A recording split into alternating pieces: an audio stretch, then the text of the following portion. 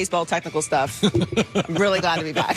We're glad to have you. So, over the last couple months, the Niners have been leaking stuff and taking shots at Jimmy Garoppolo. We're not happy. We're not happy. We're not happy. And, of course, it's never attributed to John Lynch or Kyle Shanahan. But after about 9 stories, Jimmy Garoppolo's like, I'm handsome, and I'm over it. And now Jimmy Garoppolo has got people on his side. According to Mike Mayoko, NBC Sports Bay Area, Garoppolo would welcome a trade and would waive a no-trade clause. Garoppolo's like, it's funny with Jimmy. The first thing everybody talks about, the first thing everybody says with him is, man, he's handsome. Nobody talks about his arm. Nobody talks about boy, he's handsome.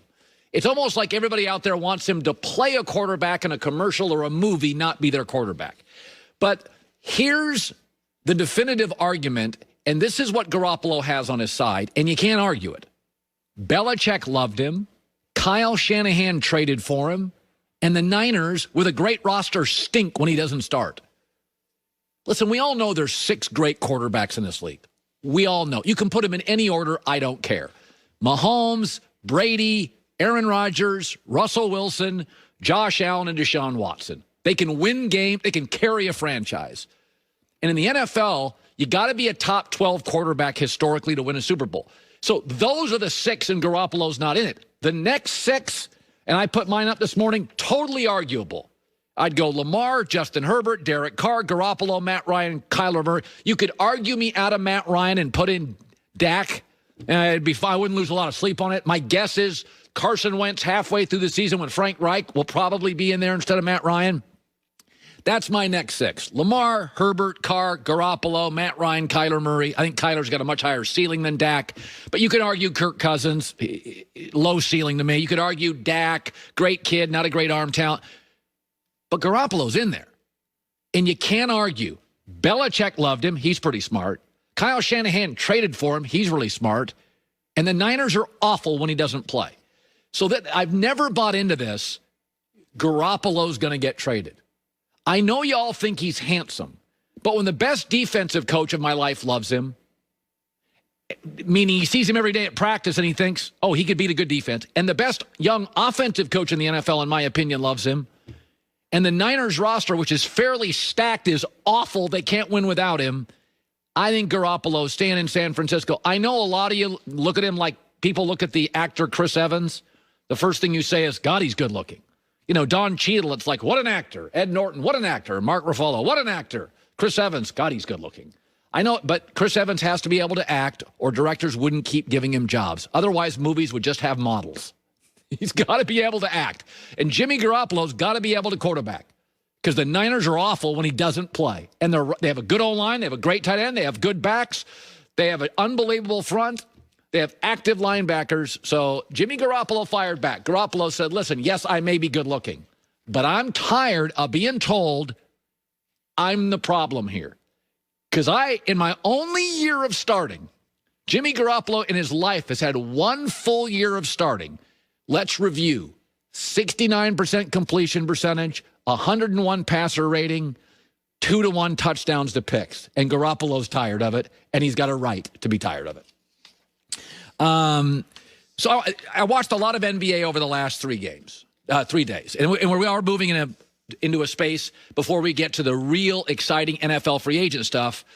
We got some NBA stuff to talk about here. We're getting real close to the All-Star break, which, of course, is the game nobody this year wants to play.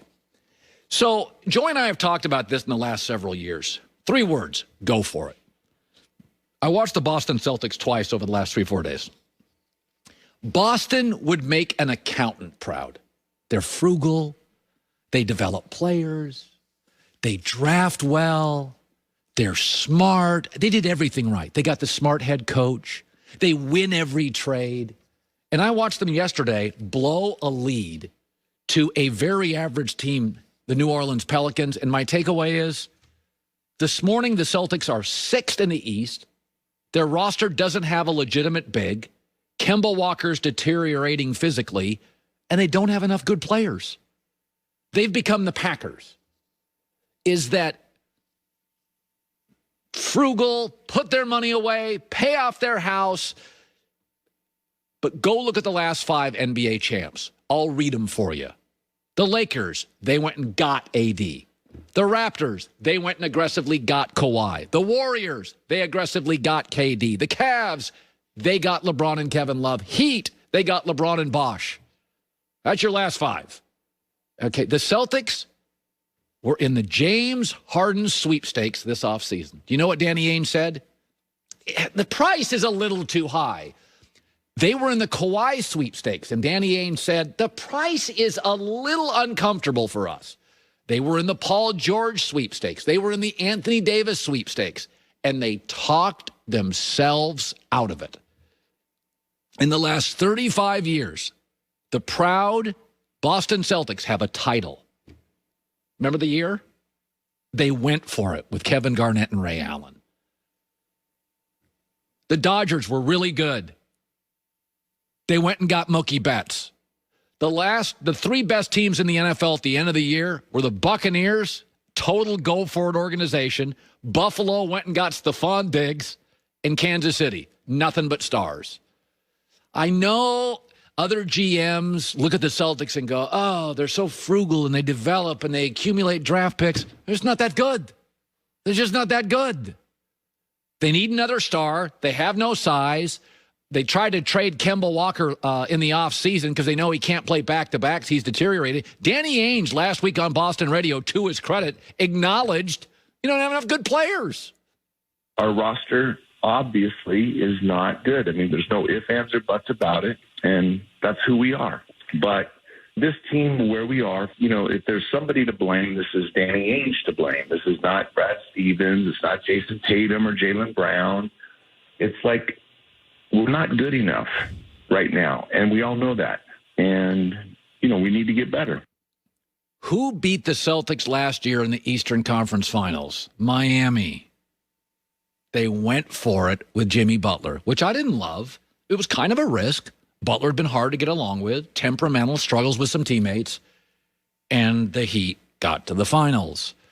And I know Brooklyn right now is a complete tinderbox emotionally. It's going to blow up eventually. But right now, this morning, they just went 5-0 on a road trip without Kevin Durant.